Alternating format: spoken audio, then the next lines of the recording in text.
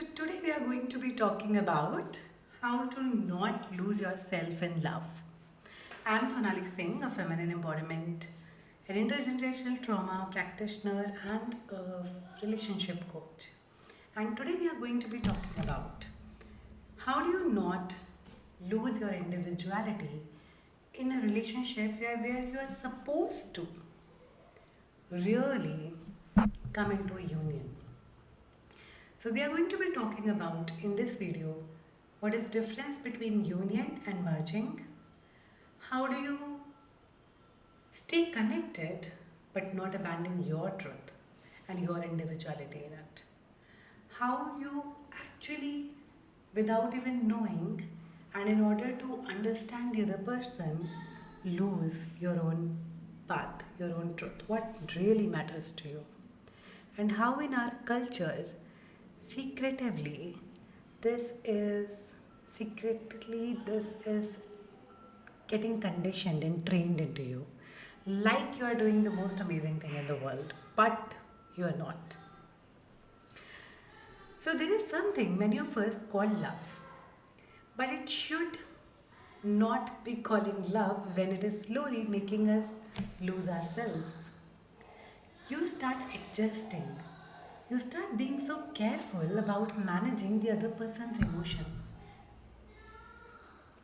The moment you enter into a relationship, you kind of feel it's your responsibility to fix it for them because now you are responsible for each other. And one day you realize that in order to make it easy and comfortable for them, you have adjusted, bent, molded so much that you don't feel like yourself anymore. And today I want to talk about this, the difference between union and merging, because they look similar but they create completely different relationships. So let's start with how does it start. I'll share a story of my own experience. I remember when I got into a relationship with my partner long back. I was so tuned in to him that even the slightest discomfort on his face would change me. The moment I would sense a little tension on his forehead, the moment I'll sense his energy just dropping a bit, I will start putting all my energy and attention into how do I make it comfortable and easy for him.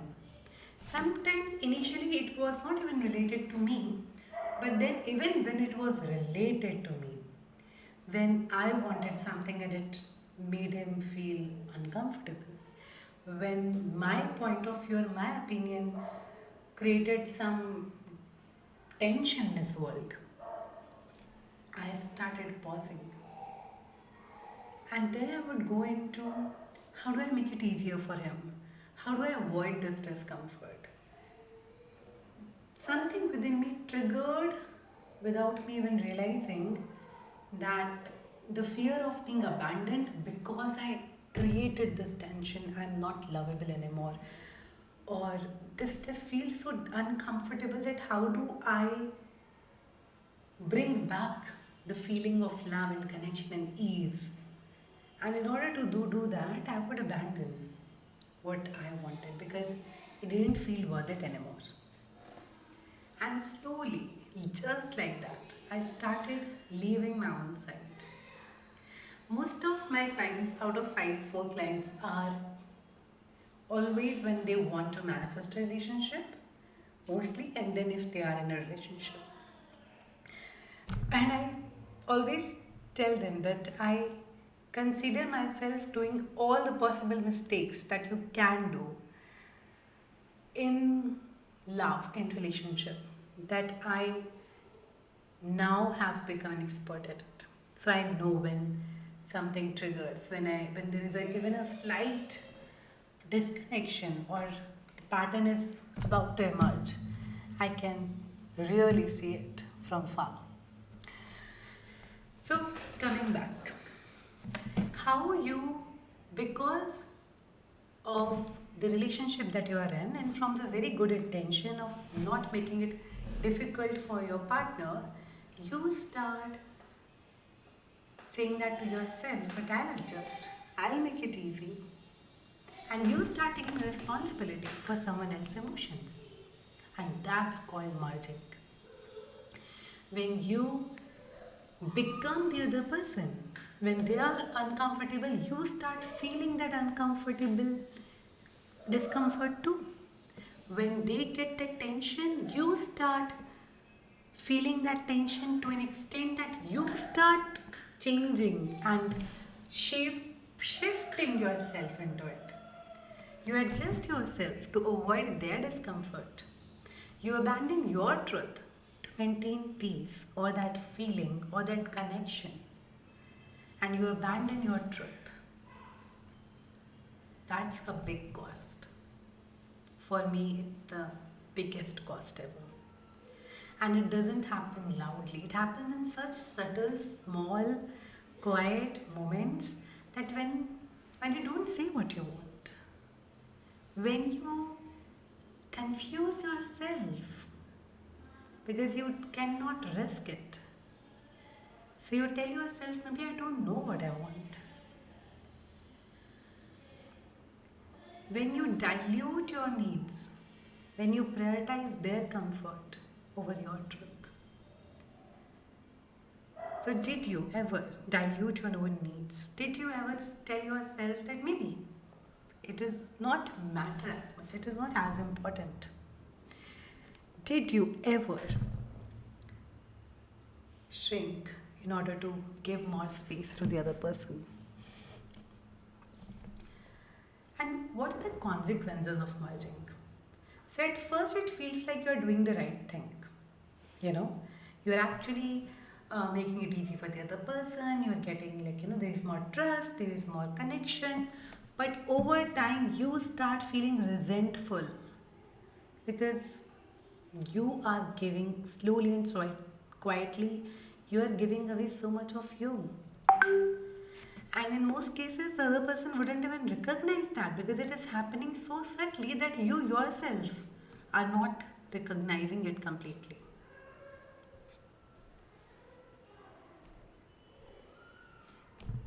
You stop feeling fully expressed, and slowly even love starts fading. And what's the reality? What does that mean when they talk about union then? If I cannot really become one that way. Union is very different. Union is when two people stay in their own truth and still choose each other. Where my truth, my feelings, my needs, my choices exist and are as important as your truth, your feelings, your needs, your choices. And even if it feels they're in conflict at many times, we still choose each other. We don't abandon each other into it. We respect each other's truth, needs, feelings, and choices. It includes love, care, empathy, but not at the cost of yourself. In union, I can say, this is what I feel, this is what I desire, and I trust that you can hold your emotions. I trust that I would not have to fix it for you, but when my feelings and my desires makes it uncomfortable, uneasy for you, you have the capacity to move through it, to stand into it, to hold your own self into it, and not ask me to shrink, not ask me to ease it for you. And that's the beauty of a relationship. That's what being in love should feel like when it allows you to be you. So, the core shift from merging to union, how does it look like? From how do I make it easier for you, you go to words, how do I stay true to myself here? From over adjusting, collapsing, feeling responsible for others' emotions, you stay with yourself. You trust you with your emotions. and you do not feel responsible for their inner world but your own self.